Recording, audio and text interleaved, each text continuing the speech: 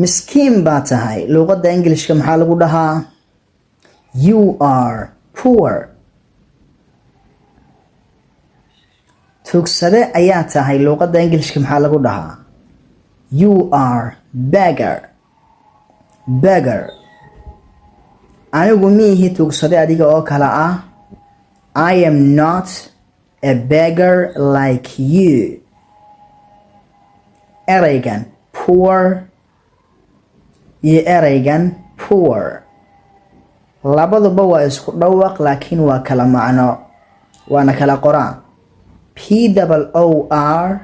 eraygan poor la yiraahdo waa faqiir eraygana POUR poor kushubis baa la yiraahdaa